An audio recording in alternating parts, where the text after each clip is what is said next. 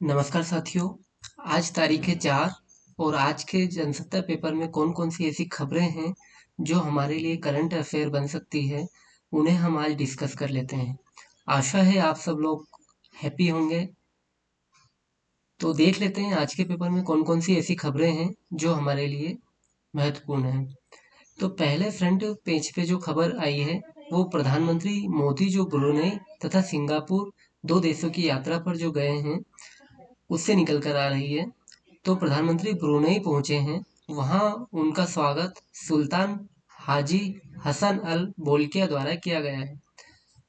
हम बात करते हैं नरेंद्र मोदी तथा जो सुल्तान हाजी हसन अल बोल्किया हैं, अर्थात बात करें हम ब्रुनेई तथा भारत के संबंधों के बारे में, तो कौन कौन से ऐसे क्षेत्र हैं जिन क्षेत्रों में भारत तथा ब्रुनेई के संबंधों में प्रगाढ़ता आ सकती है। तो वाणिज्यिक संबंध, सांस्कृतिक संबंध तथा रक्षा सहयोग ऐसे क्षेत्र हैं जहां पर बढ़ावा दिया जा सकता है तथा ऐतिहासिक संबंधों को और प्रगाढ़ किया जा सकता है। प्रधानमंत्री मोदी जो हैं उनको गार्ड ऑफ ऑनर ब्रुनेई का दिया गया है, तो आपको ये आइडिया हो। दूसरी बात, जो ब्रुनेई है वहाँ रक्षा सहयोग, व्यापार, निवेश, ऊर्जा, अंतरिक्ष प्रौद्योगिकी, स्वास्थ्य सहयोग, क्षमता निर्माण और संस्कृति के क्षेत्र में भारत तथा ब्रुनेई ने आपसी आदान प्रदान को मजबूत किया है ना। तो ये कुछ महत्वपूर्ण खबर है।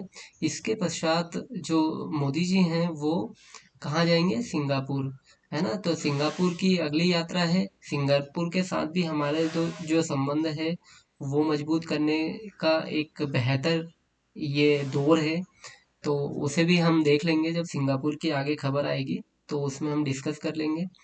आगे चलते हैं तो पेपर में एक खबर निकल के आई है, दिल्ली के उपराज्यपाल को मिले और अधिकार। आज का जो पेपर है उसमें काफी करंट अफेयर दिए हुए हैं जो हम बेसिक से डिस्कस करने वाले हैं। उनके हम क्या होता है कि करंट अफेयर को बेसिक जो उसके बेसिक फंडामेंटल्स होते हैं उनको भी डिस्कस करने की कोशिश करते हैं।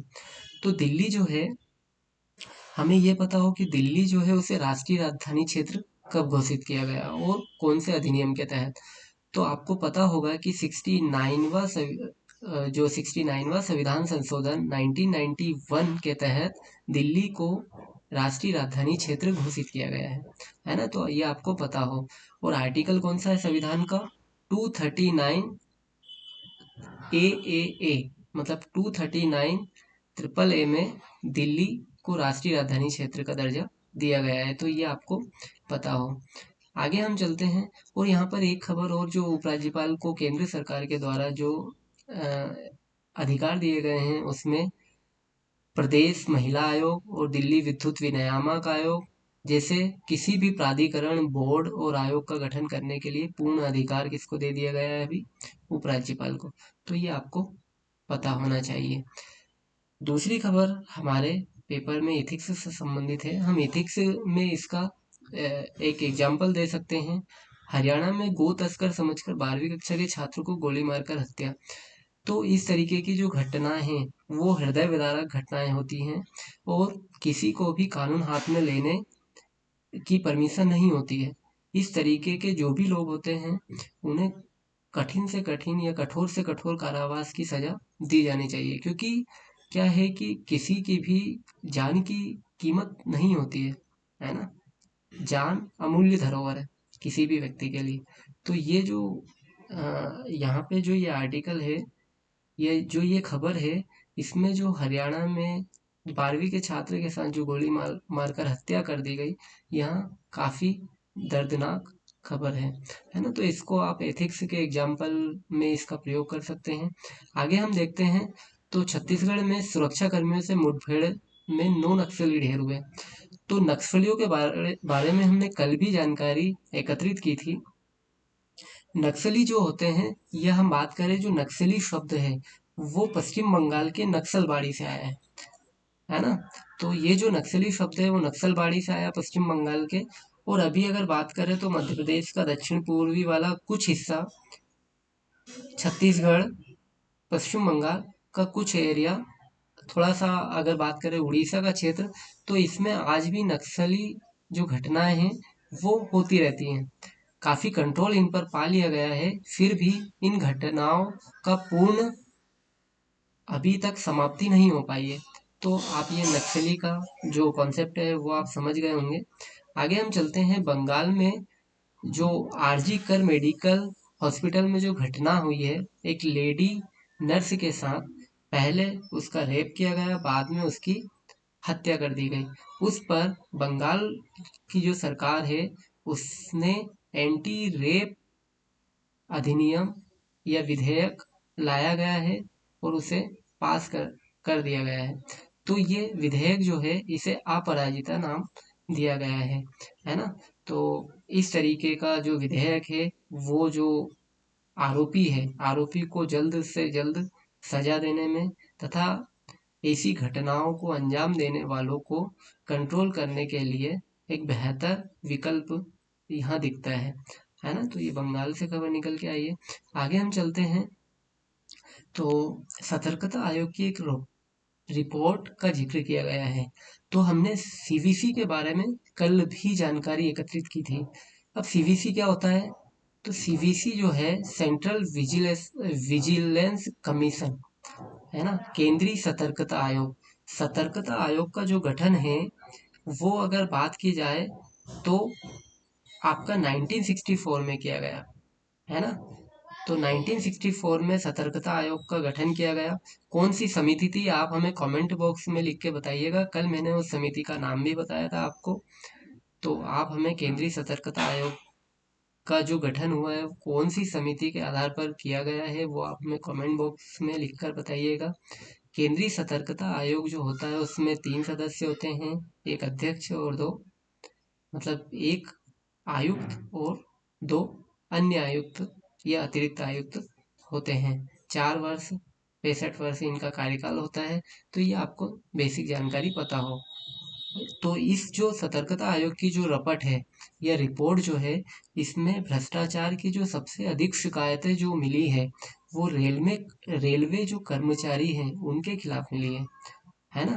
तो ये आपको थोड़ा सा आपके जो मेंस की आंसर राइटिंग जो आप करोगे उस आंसर राइटिंग को और बेहतर बनाने में ये जो वाक्य है, ये जो रिपोर्ट है इसका जिक्र करने से आपके आंसर में और बेहतर आंसर की एक पूरा फ्रेमिंग बनेगी। तो आप इसको लिख सकते हैं, इसका जिक्र कर सकते हैं आंसर में। रेल मंत्री की बात की जाए तो रेल मंत्री अभी हमारे अश्विनी वैष्णव हैं, है ना। तो ये आपको पता हो। आगे मणिपुर से एक घटना निकल के आ रही है, ड्रोन से हमले में 3 घायल। तो मणिपुर जो है उसकी राजधानी क्या है? इम्फॉल है। और मणिपुर के जो अभी मुख्यमंत्री है वो एन बीरेन सिंह है। तो ये आपको पता हो। आगे हम चलते हैं।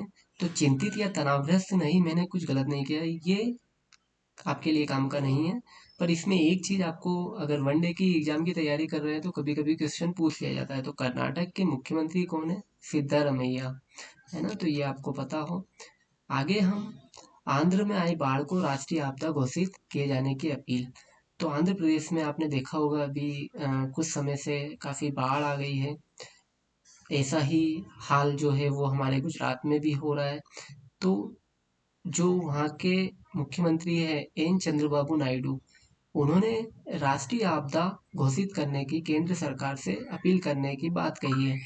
तो ऐसा क्या है राष्ट्रीय आपदा घोषित करने से कि जो वहाँ के मुख्यमंत्री हैं वो राष्ट्रीय आपदा घोषित किए जाने की अपील करने लगे?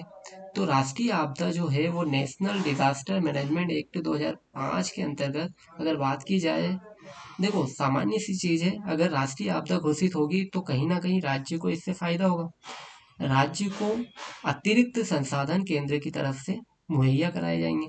तो जो अतिरिक्त संसाधन केंद्र की तरफ से मिलेंगे तो उससे जो राज्य में जनहानि हुई है या संसाधनों का जो विनाश हुआ है उसकी भरपाई बेहतर रूप में की जा सकती है ना। तो आंध्र प्रदेश से जो ये खबर निकल के आई है, मतलब जो वहां पर बाढ़ आई है उसको मद्देनजर राष्ट्रीय आपदा घोषित करने की बात केंद्र के द्वारा या केंद्र के पॉइंट ऑफ व्यू से अगर देखा जाए तो केंद्र से चाहती है आंध्र प्रदेश की सरकार की इसे राष्ट्रीय आपदा घोषित की जाए, है ना। तो ये बेनिफिट होते हैं कि केंद्र को या केंद्र के द्वारा राज्य को अतिरिक्त संसाधन मुहैया कराए जाते हैं, है ना।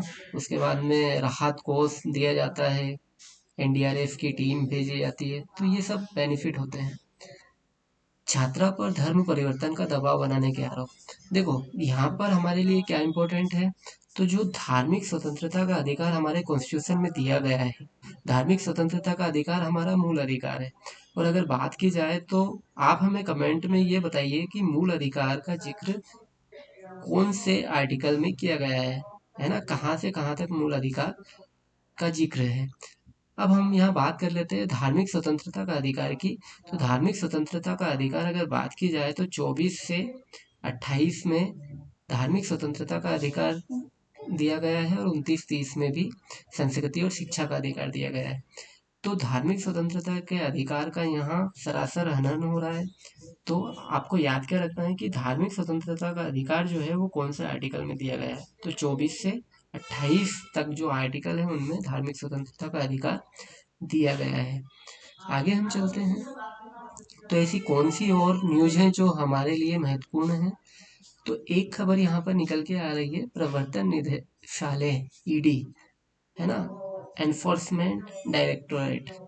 तो प्रवर्तन निदेशालय जो है, इसका गठन जो है लगभग देश आज़ाद होने के बाद कर दिया गया था।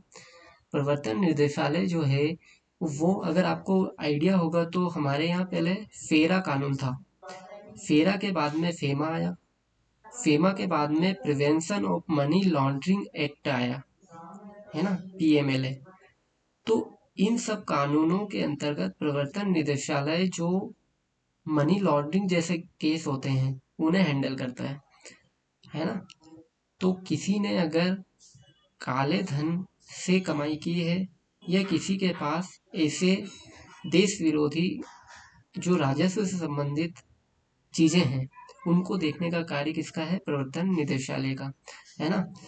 तो अभी अगर बात की जाए तो दिल्ली में अमानतुल्ला को गिरफ्तार किया गया है, तो उस पर ये खबर निकल के आ रही है। तो प्रवर्तन निदेशालय का आपको याद होना चाहिए।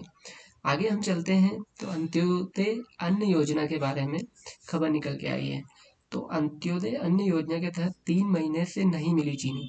अब यहाँ हमारे लिए क्या इम्पोर्टेंट होने वाली है, तो हमारे लिए ये जो अंत्योदय अन्न योजना का जिक्र हुआ है ये महत्वपूर्ण है।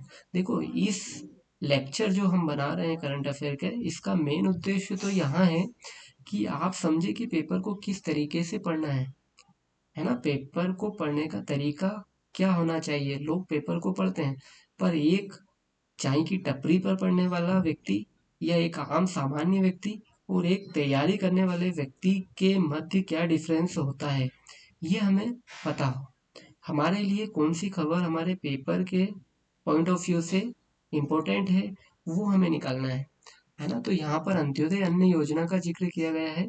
अंत्योदय अन्न योजना क्या होती है, तो अंत्योदय अन्न योजना जो है वो सरकार के द्वारा या केंद्र सरकार के द्वारा सन 2000 में चलाई गई एक गरीबी निवारण के लिए, या गरीबों को खाद्यान्न की उपलब्धता सुगमता से हो पाए, ताकि कोई भी भुखमरी से ना अपना अपने प्राण को त्यागे। तो उसके लिए अंत्योदय अन्न योजना का क्या किया गया, निर्माण किया गया। अंत्योदय अन्न योजना में प्रत्येक परिवार को 35 किलोग्राम अन्न की उपलब्धता की जाती है। इसमें 2 रुपए किलो गेहूं, 3 रुपए किलो चावल, और, है ना, और आपका चीनी, इस तरीके की चीजें अंत्योदय अन्न योजना में लाभार्थियों को मुहैया कराई जाती है ना। तो ये आपको पता हो। आगे हम चलते हैं, तो हमारे लिए और कौन सी खबरें हैं। आज के जो पेपर है उसमें हमारे लिए काफी करंट अफेयर दिए हुए हैं, है ना। तो हमें वो निकालना है कि कहाँ कहाँ आज के पेपर में करंट अफेयर का जिक्र किया गया है। अगर बात करें 14%, इस खबर में अब ध्यान दीजिए, 14% विधायकों पर दर्ज है आपराधिक मामले। हम बात कर रहे हैं हरियाणा की। तो हम जो आपराधिक गतिविधियां या हमारे पॉलिटी का अगर कोई क्वेश्चन आता है हमारे मेंस में, तो उसमें इन खबरों का जिक्र हम कर सकते हैं। हरियाणा में क्या है, अभी विधानसभा चुनाव होने वाले हैं, तो इसमें जो रिपोर्ट निकल के आई है उसमें जिक्र किया गया है कि 14% विधायक जो हैं हरियाणा में, उन पर आपराधिक मामले दर्ज हैं। तो इसका जिक्र हम क्या हमारे मेंस की आंसर राइटिंग में कर सकते हैं। आगे हम चलते हैं। महाराष्ट्र में लाड़की बहन योजना में आवेदन 30 तक। तो महाराष्ट्र से एक खबर निकल कर आ रही है। हमारे लिए यहाँ क्या महत्वपूर्ण हो जाता है, तो महाराष्ट्र सरकार जो है वो लाड़की बहन योजना चला रही है। अगर बात करें तो 21 से 65 वर्ष की जो महिलाएं हैं, उसमें विवाहित महिलाएं हो सकती हैं, तलाकशुदा हो सकती हैं, निराश्रित महिलाएं हो सकती है, उनको 1500 रुपये प्रति माह दिए जाएंगे, है ना। और जो लाभार्थी हैं उनकी वार्षिक जो पारिवारिक आय है, क्राइटेरिया फिक्स किया गया है कि जो 2.5 लाख की जो पारिवारिक आय है, उससे जो कम आय वाले व्यक्ति हैं उनको इसका लाभ मिलेगा, अर्थात वो लाभार्थी इसके होंगे। अगर हम बात करें तो मध्य प्रदेश सरकार ने भी इसके लिए योजना चलाई गई है, मतलब महिलाओं के सशक्तिकरण के लिए योजना का निर्माण किया गया है। तो कौन सी ऐसी योजनाएं हैं, आप हमें कमेंट बॉक्स में लिखिए या फिर हम ही बता देते हैं। लाडली बहन योजना, है ना, लाडली बहन योजना जो एमपी गवर्नमेंट ने चलाई है 5 मार्च 2023 को। आपको ये पता हो, एमपीपीएससी ने पूछ लिया है, अभी जो पिछला एग्जाम हुआ था उसमें पूछा गया था कि लाडली बहन योजना के तहत कितने रुपए प्रति माह महिलाओं को दिए जाते हैं, है ना। तो ऐसे क्वेश्चन आ जाते हैं, तो आपको ये पता हो। आगे हम चलते हैं। तो एक खबर निकल के आई है, महिलाओं के प्रति नजरिया बदलने की जरूरत है ना। द्रौपदी मुर्मू ने कहा है कि महिलाओं के प्रति नजरिया बदलना चाहिए।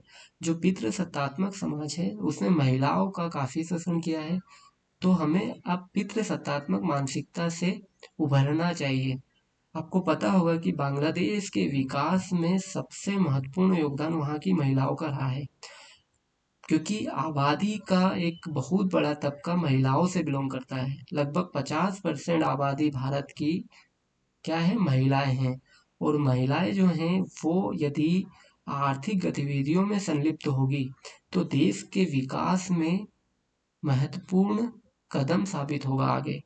तो हमें ये ध्यान रखना चाहिए कि महिलाओं को भी एक आर्थिक गतिविधियों में आना चाहिए, उन्हें भी उनका एक महत्वपूर्ण दर्जा, उन्हें उनका एक महत्वपूर्ण हिस्सा देश के कंट्रीब्यूशन में मिलना चाहिए। उनके सामाजिक आर्थिक व्यवस्था को बेहतर रूप से सुधार के लिए अगर हम बात करें, अगर आर्थिक सशक्तता महिला के साथ होगी तो वहाँ परिवार में द्वयम दर्जे का जो रवैया अपनाया जाता है उससे छुटकारा मिल पाएगा।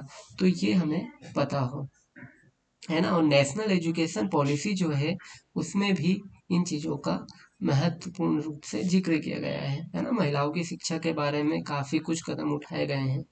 हमारी गवर्नमेंट भी महिलाओं की शिक्षा के लिए काफ़ी कदम उठा रही है ना। जैसे अगर मध्य प्रदेश गवर्नमेंट की बात की जाए तो आपका अगर जिक्र करना हो तो जो बालिका के लिए महत्वपूर्ण योजनाएं चलाई जा रही है, साइकिल वितरित की जा रही है ना। यूपी गवर्नमेंट ने लैपटॉप जैसी सुविधाएं मुहैया कराई है। तो ये जो खबरें हैं, ये क्या होता है कि हमें इस तरीके से पढ़ना होता है जो हमारे प्री में भी काम आ पाए, मेंस में भी काम आए, और वन डे के एग्जाम में भी कभी कभी इस तरीके के क्वेश्चन पूछ लिए जाते हैं। तो हर जगह पर ये खबरें जो हैं हमारे लिए, हमारे परीक्षा में आने के उद्देश्य से हम यहाँ पर जिक्र करते हैं। दूसरी खबर अगर हम देखें तो सेबी प्रमुख को वेतन से ज़्यादा, हमारे लिए यहाँ इम्पोर्टेंट क्या है, सेबी। अगर बात करें सेबी की तो सेबी जो है वो 1988 में क्या आई, उभर कर आई। और सेबी जो है उसे 1992 में सांविधिक दर्जा दिया गया, है ना। तो मतलब इसे अधिनियमित किया गया। सेबी की अगर वर्तमान की बात की जाए तो इसके अध्यक्ष कौन है, तो माधवीपुरी बुच इसकी अध्यक्ष हैं। और सेबी क्या करती है, सेबी जो शेयर मार्केट है या शेयर बाजार है उस पर निगरानी करती है, और जो शेयर धारक हैं उनके अधिकार जो हैं या उनकी जो पूंजी लगी हुई है उसकी सुरक्षा करती है ना। तो इनसाइडर ट्रेडिंग ना हो, इसका ख्याल सेबी रखती है। तो ये सब चीज़ें सेबी के अंतर्गत आता है। आगे हम चलते हैं और कौन सी ऐसी खबर है जो हमारे लिए इम्पोर्टेंट है। अगर बात करें, देखो एक खबर गुजरात से भी आई है। अगर डिजास्टर मैनेजमेंट या प्राकृतिक घटनाओं का जिक्र अगर क्वेश्चन आ जाए तो उसमें गुजरात की बाढ़ का भी हम जिक्र कर सकते हैं, है ना। जीएसटी नेटवर्क पर एक खबर आई है। जीएसटीएन क्या होता है, तो जीएसटी नेटवर्क जो है उसी को जीएसटीएन का कह दिया जाता है। जीएसटीएन क्या होता है, तो ये जीएसटी से संबंधित जितनी भी लेन देन होता है या जो भी व्यापारिक गतिविधियां होती है उन्हें जीएसटीएन नेटवर्क के जरिए क्या किया जाता है, व्यवस्थित किया जाता है ना। तो जीएसटी नेटवर्क एक महत्वपूर्ण कार्य करता है जीएसटी में। उसके बाद में हम आगे चलते हैं तो ट्राई का जिक्र आया है। तो ट्राई क्या होता है, एक विनियामक संस्था है। किसके लिए, telecom regulatory authority of India इसे कहा जाता है। टेलीकॉम से संबंधित विभिन्न गतिविधियों को नियंत्रित कौन करती है, ट्राई करती है ना। तो ये आपको पता हो। आगे हम चलते हैं। विश्व बैंक जो है, वर्ल्ड बैंक ने भारत की वृद्धि दर कितनी कर दी है। आप ये जो खबर है इस पर गौर कीजिएगा, है ना। वर्ल्ड बैंक ने भारत की वृद्धि दर का अनुमान बढ़ाकर 7% कर दिया गया है।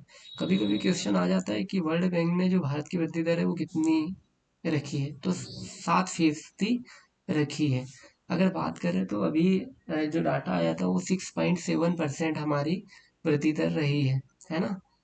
तो वर्ल्ड बैंक ने कितना जारी किया है, जो भारत की वृद्धि दर है वो 7%, ये आपको पता हो। आगे हम चलते हैं तो पद्म पुरस्कार का जो जिक्र यहाँ पर किया गया है उसके आवेदन गृह मंत्रालय के अंतर्गत 15 सितंबर तक स्वीकार हुई, है ना। तो पद्म पुरस्कार के बारे में जान लेते हैं। तो पद्म पुरस्कार जो है वो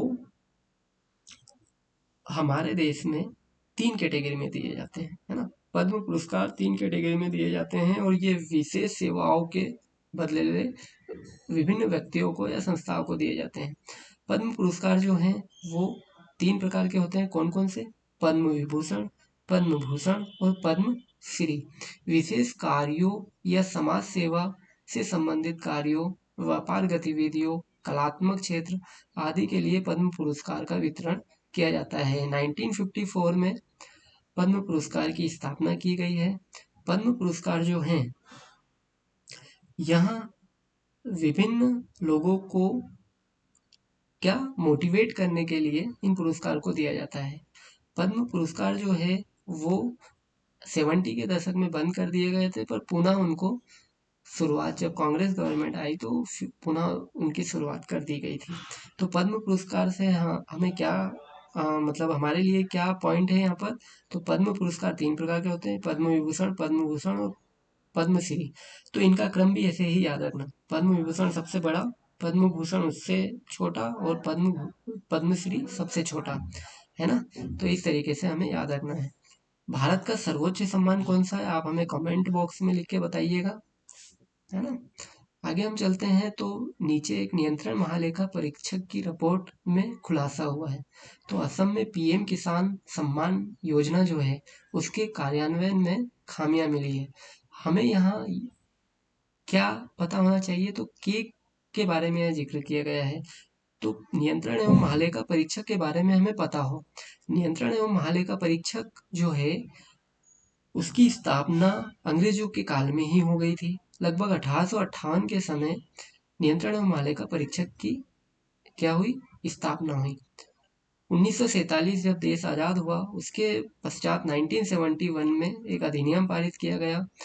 अगर बात करें नियंत्रण एवं लेखा परीक्षक की, तो यहाँ एक संवैधानिक संस्था है ना। नियंत्रण एवं लेखक कैसी संस्था है, संवैधानिक संस्था है। इसका जिक्र संविधान में किया गया है।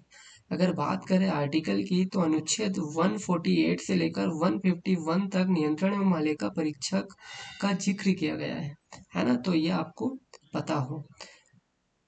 इसके बाद में इसका जो कार्यकाल है वो कितना होता है, 6 वर्ष 65 वर्ष, ये आपको पता हो, है ना।